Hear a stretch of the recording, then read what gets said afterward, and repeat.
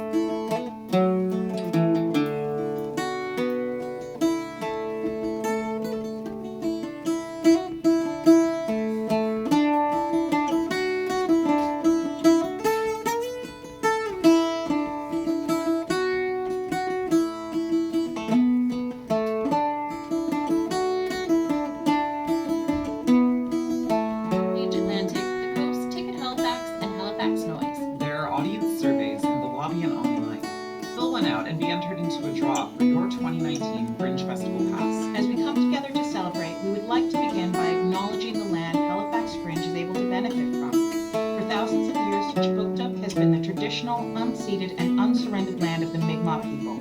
We are grateful to have the opportunity to work in the community on their territory.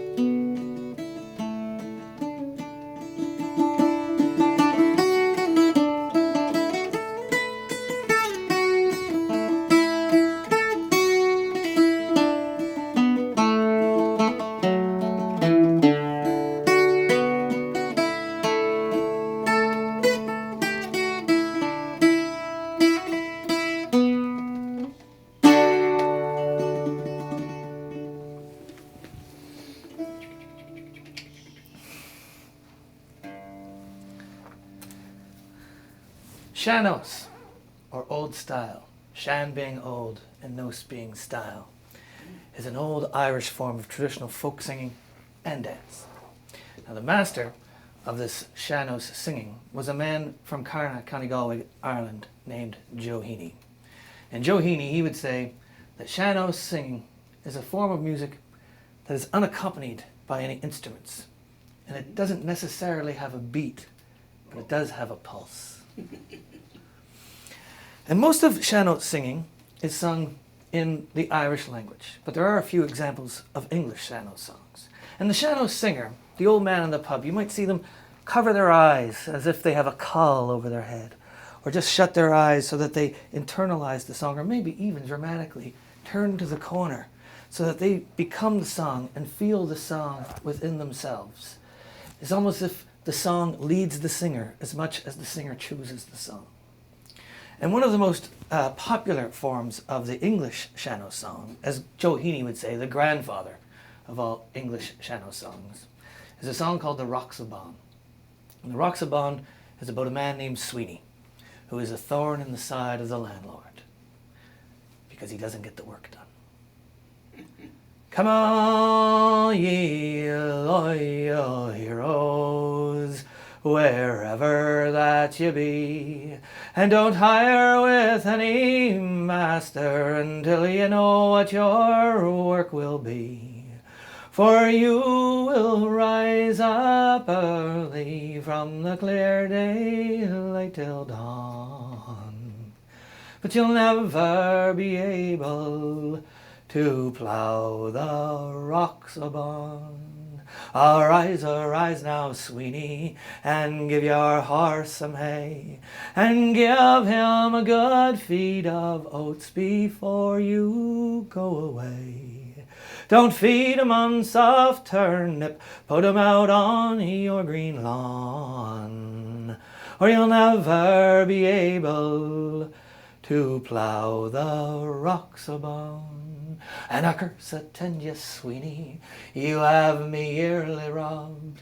You're sitting by the fireside with your doteen in your gob.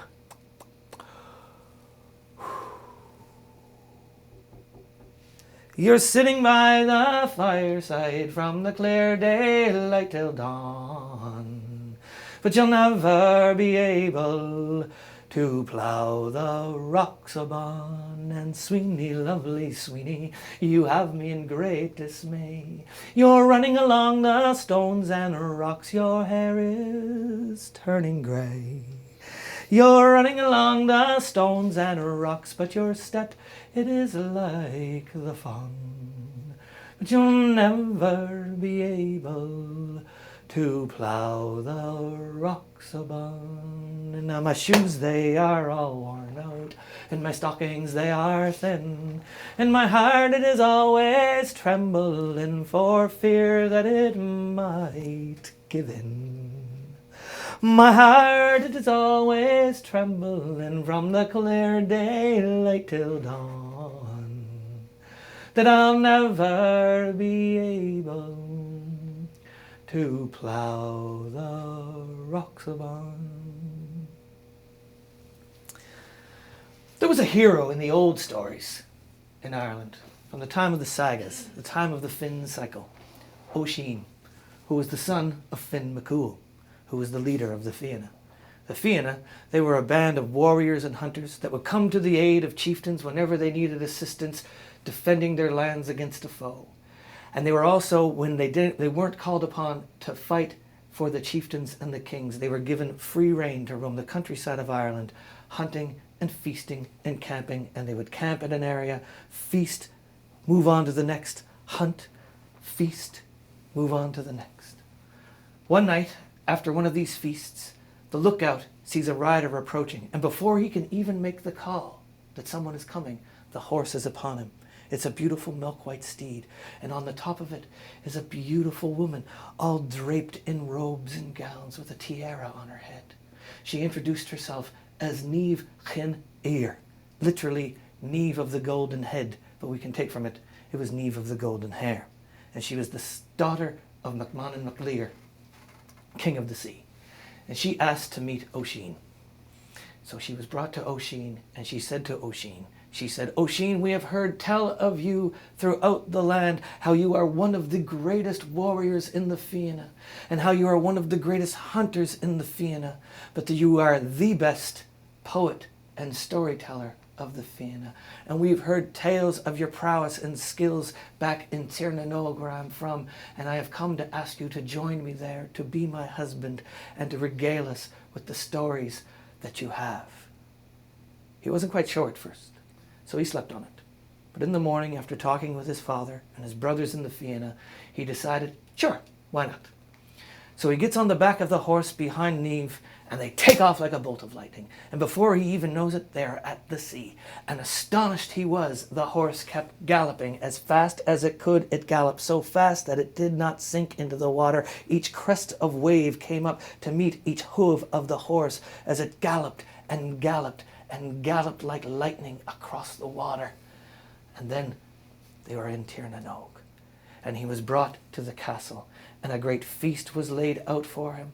The wedding was performed, the feast was had, stories and songs were told. And then they retired to the bedchamber, and there was the most beautiful feather bed, and they slept together. And this happened day after day. A great feast was had every night. Stories and songs were told, and then they would retire to the bedchamber, to the feather bed, and they would sleep together. He stayed there for what he thought was about 3 years, and he started to get a little tired of it, to be honest. He said to his wife, I wish I could take part in the hunt. I've not had the thrill of the chase of the beast, or feeling the joy of taking its life and it offering its blood to me so that I may bring it back and clean it and cook it for you at the feast. So the next day she brought to him his hunting gear, and they organized a party, and they set out across the green lush lands of Tír na nÓg, and then they caught the scent of a beautiful stag, and they chased it all day. Back and forth, Oisín and the stag, wandering about each other. Oisín coming closer and closer. It was going so perfect. And at the very last moment, he stuck a blade into the neck of the beast, and it was slain. But everything felt so perfect, too perfect, almost scripted and staged. He didn't have the joy that he was searching and longing for at the moment he took the beast's life. So he wished to clean it, but quickly it was taken from him, and then he was taken back to the hunting camp, and there was suddenly a miniature version of the beautiful castle that he arrived to, and the feast was already laid out, the meat cooked so quickly. Stories were told, songs were sung, and then they retired to a smaller bedchamber, a smaller feather bed, but equally as beautiful and comfortable, and they slept together. Few more nights of hunting, few more of the same, and the time went by, and his wife Niamh could see that there was still a longing in Oisín. And she says to him, my dear, what is wrong with you now? And he says, do you have any enemies in Tír na nÓg? I miss the thrill of battle and taking on a foe. Do you have anyone that you need to defend your lands against? And the next day she brings his armor to him, and she says, we do have a foe. There is an ogre in a distant land who has taken one of our cousins captive and is holding her in a cave. And so they gathered together a warring party, and they traveled over the lush green lands of Tír na nÓg until the landscape turned cold and grey and stony. And they came to the cave, and Oisín challenged the ogre to battle. And the ogre came out, and for 7 days they went at it, suffering blows, each of them all through the day. And each night when the sun went down, the attendants would come and bandage their wounds, and in the morning at sunrise, they would go at it again. And at night, the attendants would bandage their wounds. And on the 7th day, the ogre seemed to tire. Oisín got the upper hand. And when the time came for him to face the ogre in the ogre's final moment and take his life, there was no thrill in it for Oisín. It wasn't like the battles he had known. He felt sad because the entire week again felt scripted and staged. And on the night that he took the ogre's life, there was no feast. He still felt the longing. Niamh could sense it, plain as day. So she says, what is it now? And he says, I wish I could go back to Ireland to visit my father and my brothers in the Fianna and take part in hunting with them and take part in battles with them so that I may come back and tell you and your people more stories. But she was very reluctant to let him go because he was not in Tír na nÓg for 3 years. He was in Tír na nÓg for 300 years. But she relented, and she brought the horse that they rode in on, and she put him on the back of it, and she said, please promise me this.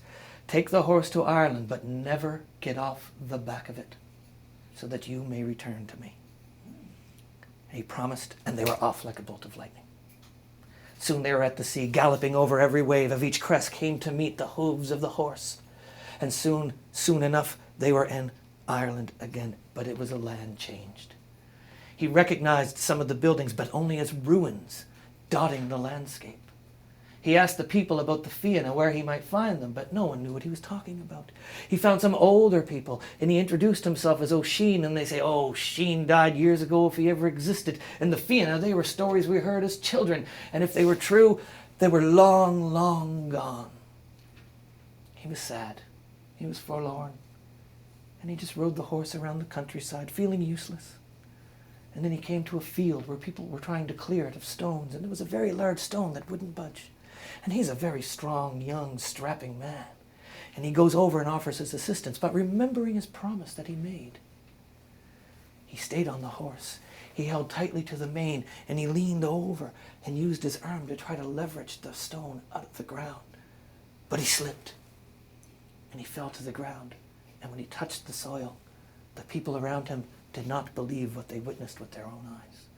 This once strong, strapping, handsome, beautiful man before their very eyes began to wither. His skin began to wrinkle. His eyes became sallow. He crooked at the back, and he crumbled to the ground into dust. There was a band in Ireland in the 1970s and 80s that took their name from the hero Oisín. And one of the songs they recorded told of the exploits of one Dinny Byrne the piper.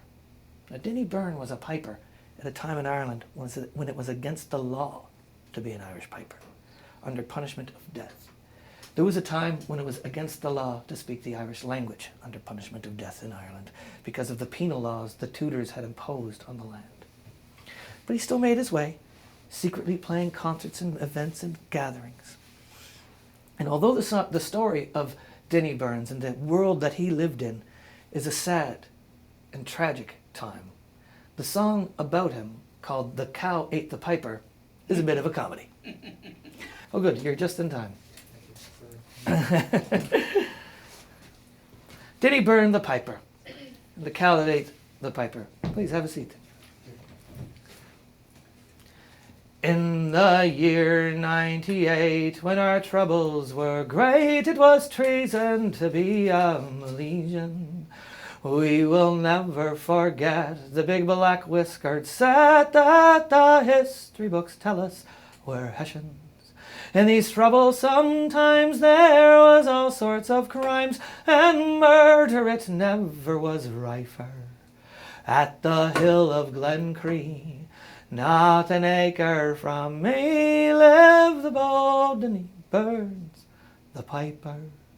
No wedding nor wake was worth an old shake if Dinny was not first invited. Whether squeezing the bags or draining the kegs, he astonished as well as delighted.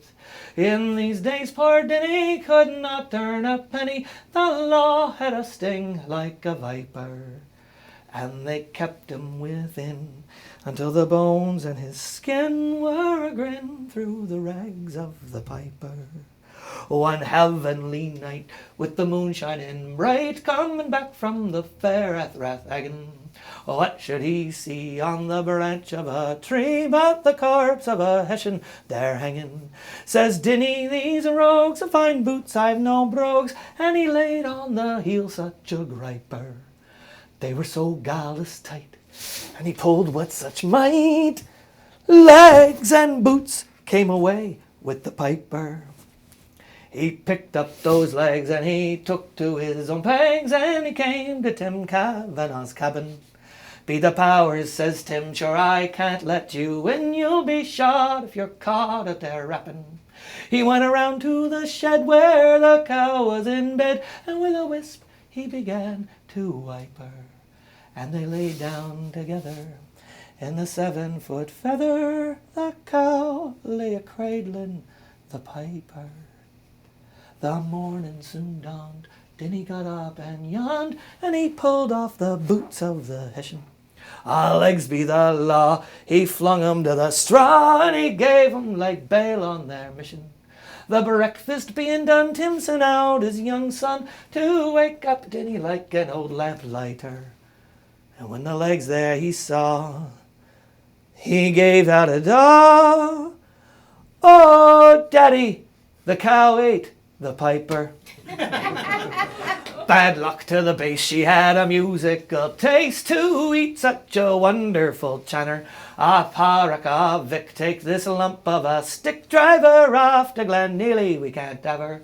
The neighbours were called and Mrs. Kavanagh bawled, and they all began to humbug and jibe her. And to the graveyard they walked, with the legs in a box, crying out, we'll be hanged for the piper. Now the cow was then drove about a mile or two off, till they came to the fair at Glenneely. And the crayher was sold for 4 guineas in gold to the clerk of the parish, Tim Daly. They went around to the tent for the lucky pennies spent, as the clerk was an awful old swiper. And who should be there, playing the rakes of Kildare, but old bold Denny Burns, the piper. How Tim gave a bolt like a half-broken colt when he stared at old Denny like a gummock. Says he, be the powers, I thought you these 8 hours were playing in old Harum whose stomach. And then Denny observed how the hessian he had served, and they all wished Nick's cure to the viper. And for their graw they met, and their whistles they wet. And like devils they danced round the piper.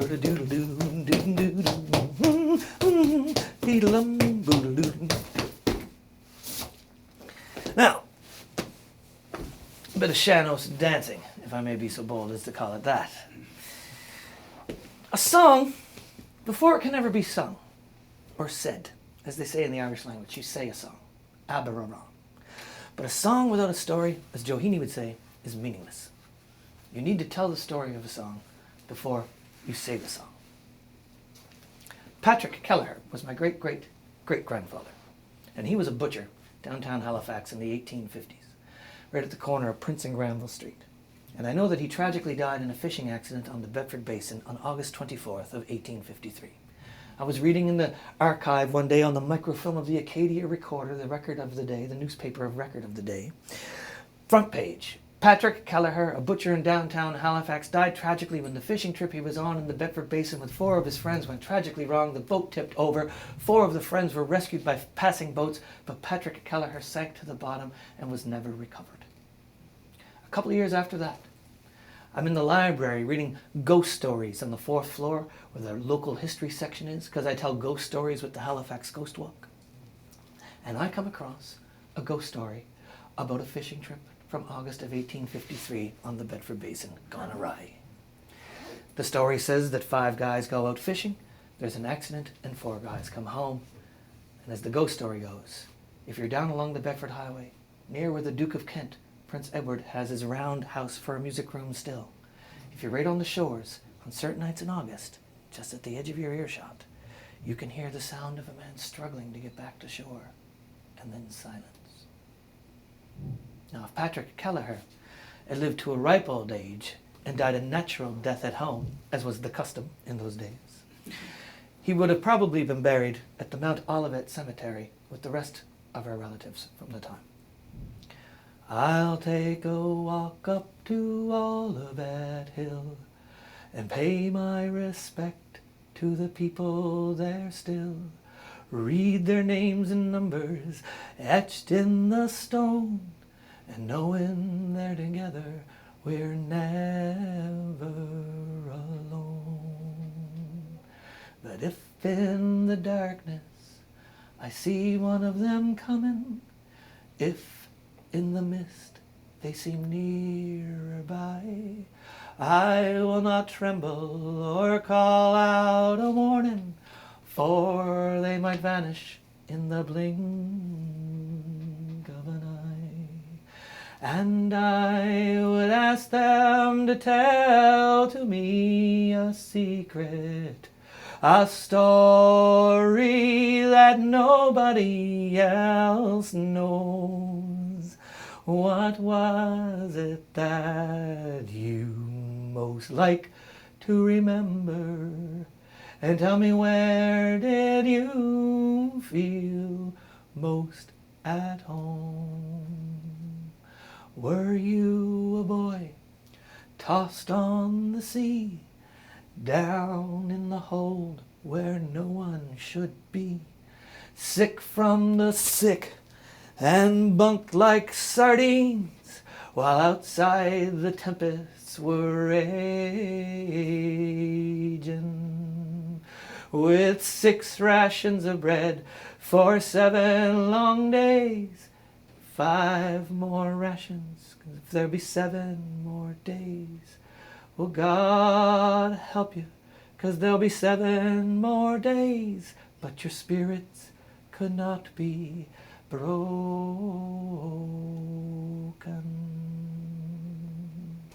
And when you would go up out on deck, you'd see no land but just stare off into eternity.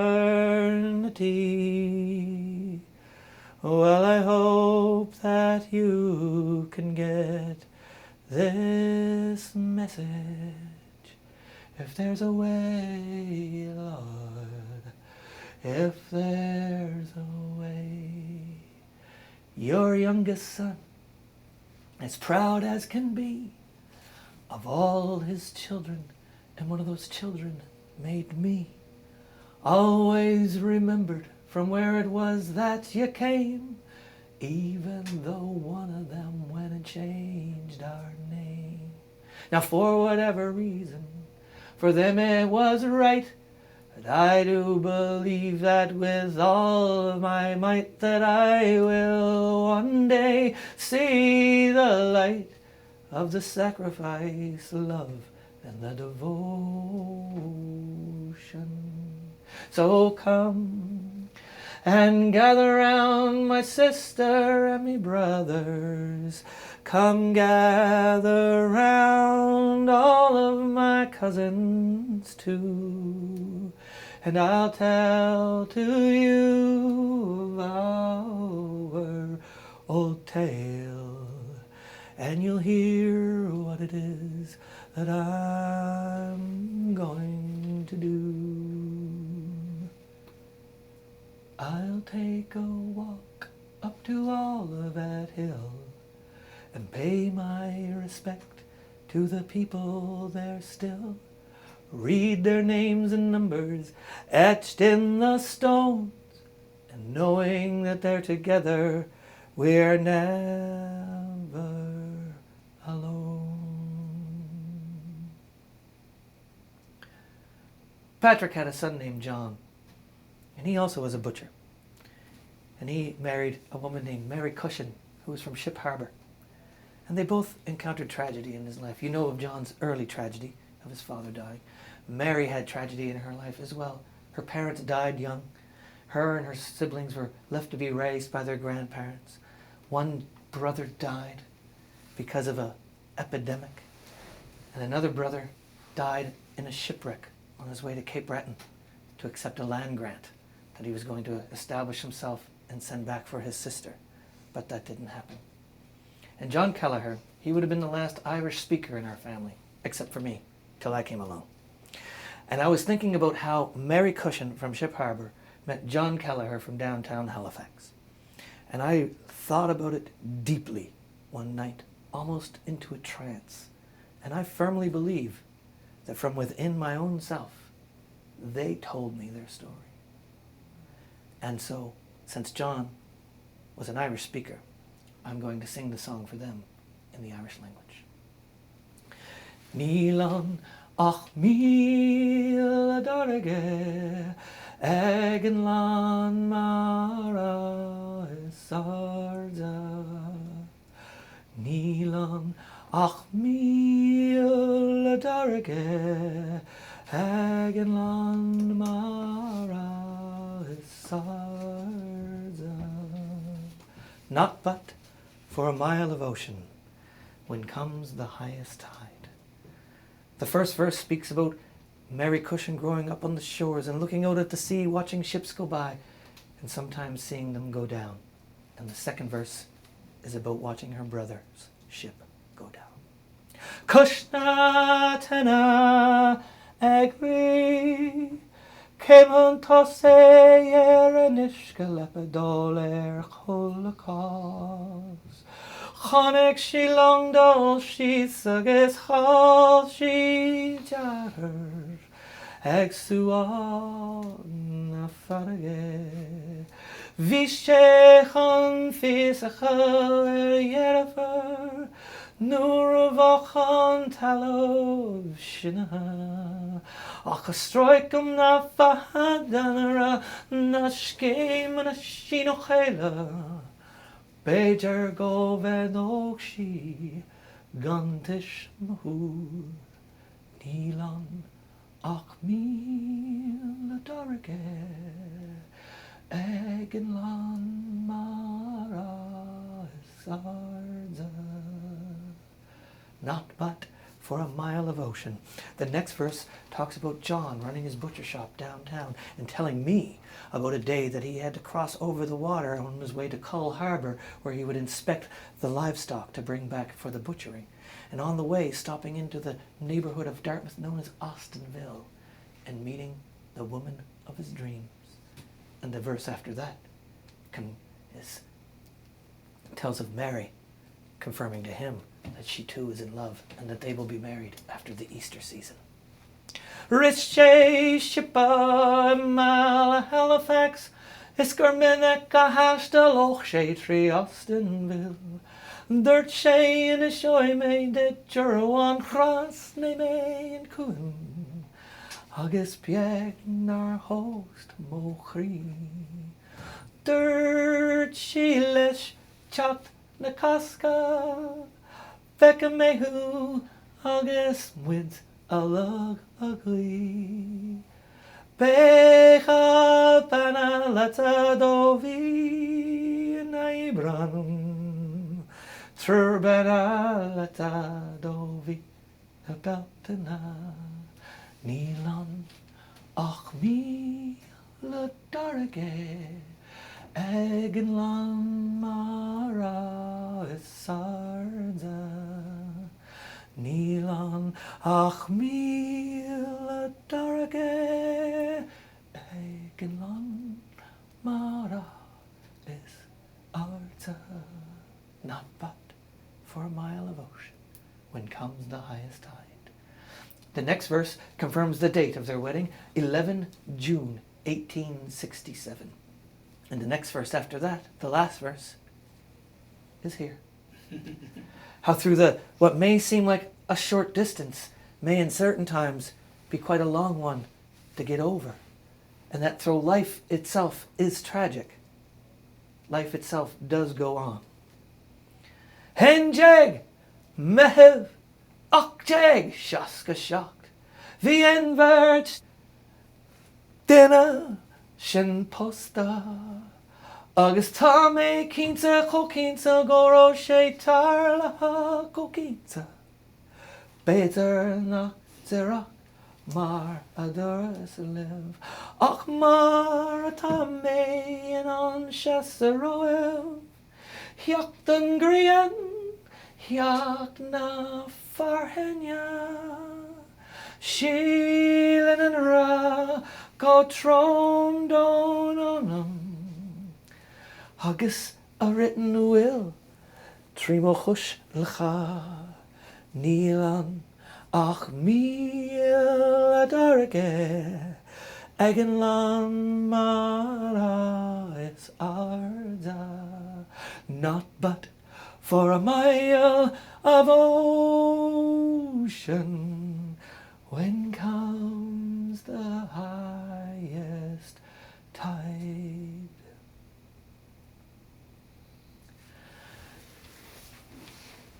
Carol Daly was a poet. He came from a long line of poets. It was known in the early part of the last millennia that the Dalys were poets. Carol O'Daly lived around the 15th or the 16th century, and his job was going to big house, patron to patron, singing the praises of the patron, regaling them with their genealogies, being fed and being housed for the trouble. And then after a week or so of being fed and housed and telling stories for the patron, about the patron, he would move on to the next one. From town to town, he would travel. That was his job. And in each one of these towns, he had a love interest. He thought himself a bit of a womanizer.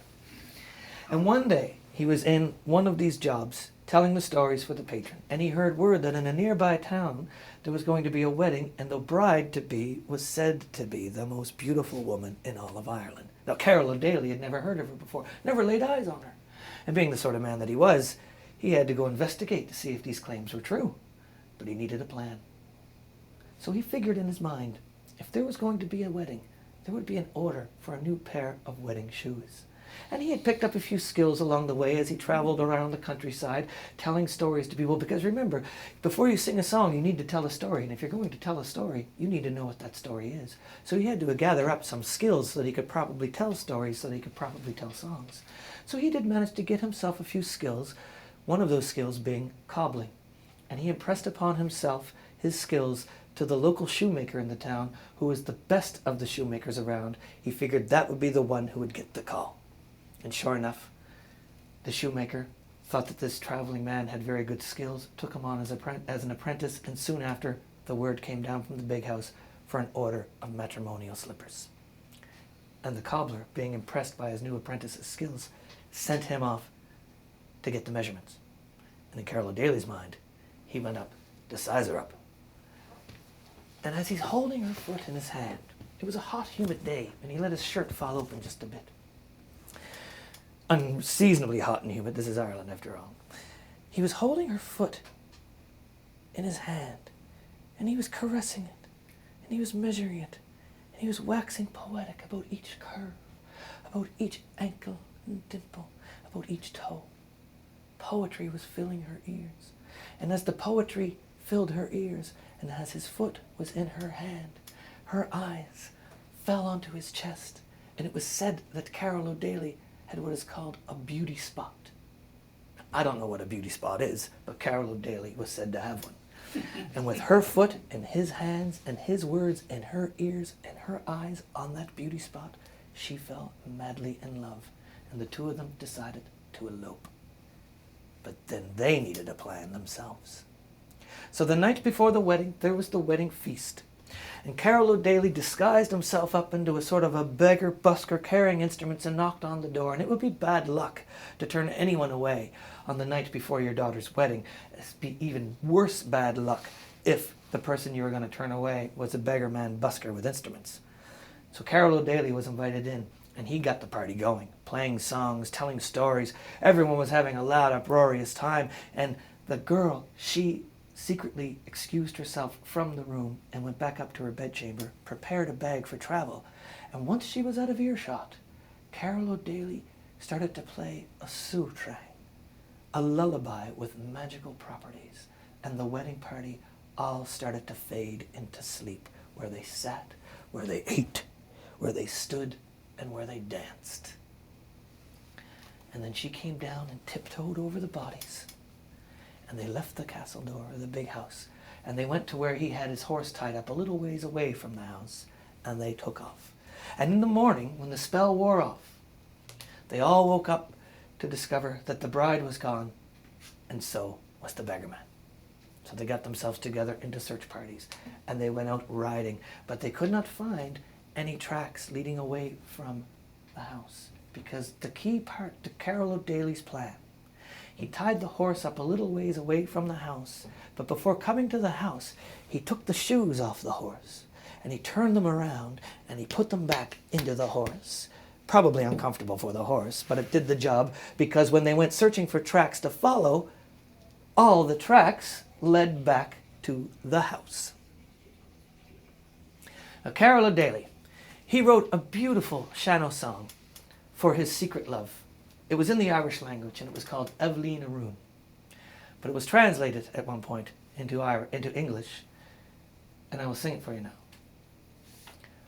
I know a valley fair, Eileen Aroon, cottage there, Eileen Aroon. Far in the valley shade, I knew a gentle maid, flower of a hazel glade, Eileen Aroon. Who is like the song so sweet, Eileen Aroon? Who is like the dance so fleet, Eileen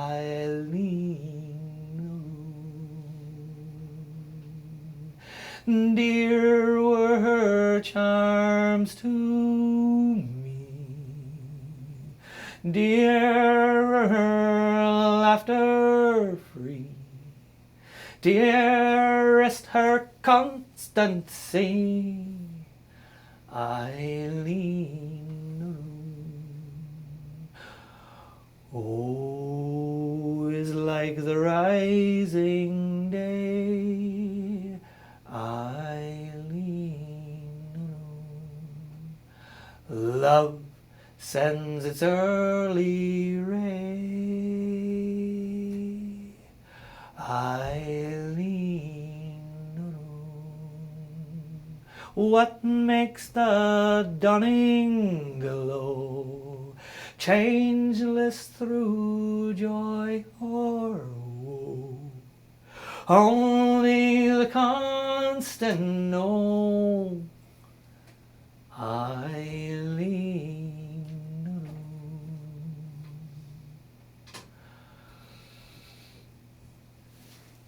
Is it the laughing eye, Eileen Aroon? Is it the timid sigh, Eileen Aroon? Is it the tender tone, soft as the stringed harp's moan?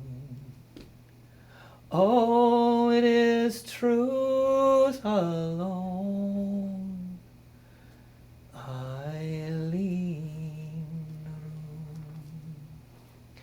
Youth must with time decay, Eileen Aroon. Beauty too must fade away, Eileen Aroon. Castles are sacked in war, chieftains are scattered far, truth is a fixed star, Eileen Aroon.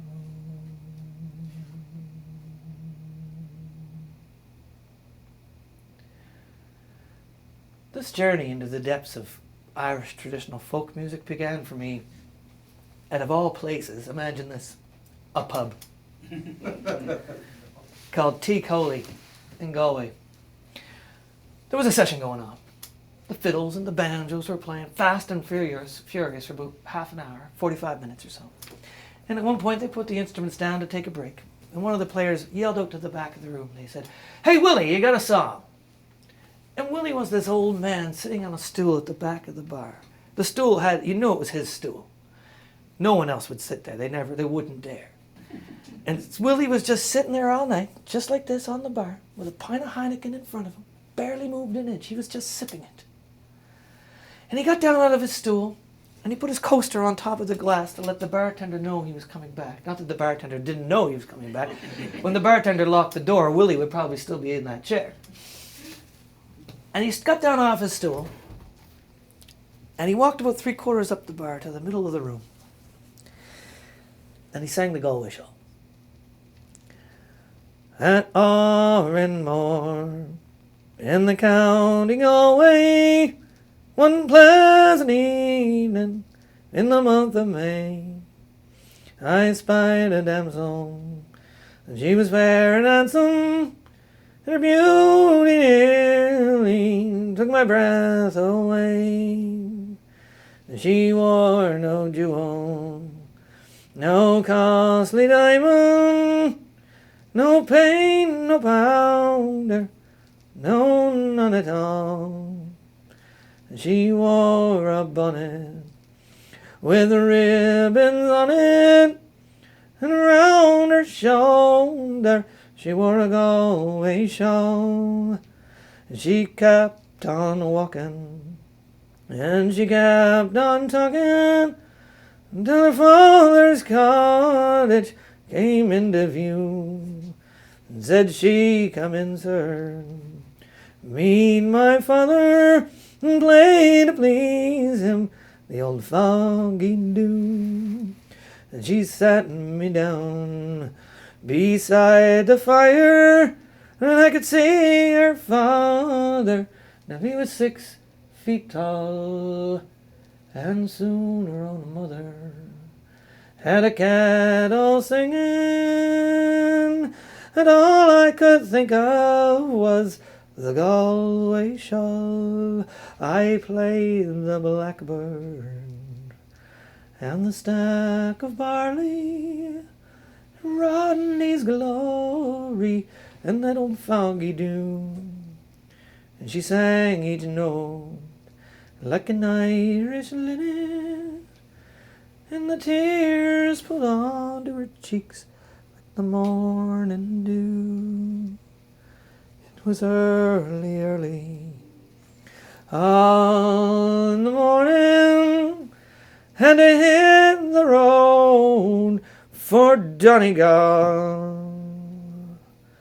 And she said, "Goodbye, sir," cried when she kissed me, and my heart remains with the Galway Shawl. He said, "Thank you very much," and then he was done.